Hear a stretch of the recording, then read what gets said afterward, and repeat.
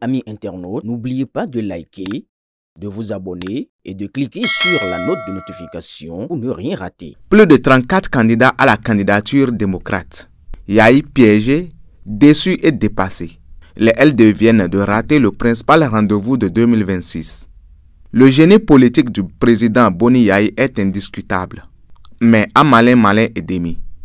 Il vient d'être pris dans son propre piège. Il aurait dû rester lucide, sans parti pris et décider objectivement de l'avenir de la maison en choisissant l'homme que tout le monde attend au sein du parti, tout en lui flanquant un de ses fidèles pour être son colistier du septentrion, et le jeu est joué, plié.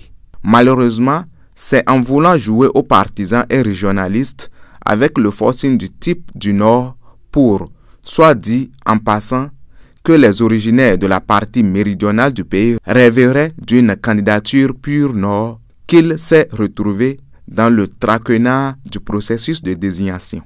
Un piège sans fin quand on sait qu'en optant pour ce schéma, tous les margouillas du parti se sont découverts des qualités de président de la République. Une quarantaine de candidatures à la fin, les uns plus farfelus que les autres.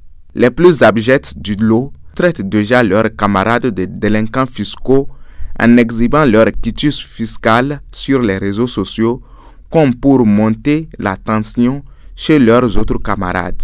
Du coup, traités d'être des marionnettes du pouvoir en place, les autres candidats en difficulté pour le précieux sésame n'attendent simplement que les quitus fiscaux obtenus par les espions du régime servent de prétexte au rejet de leur dossier, et ce serait la goutte d'eau qui fera déborder le vase.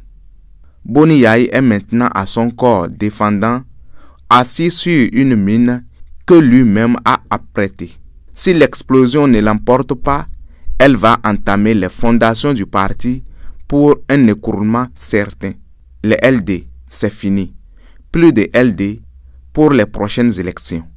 À moins que Boni Yahi ne signe des pactes d'un autre âge avec. Point de suspension. Aboubakar Takou.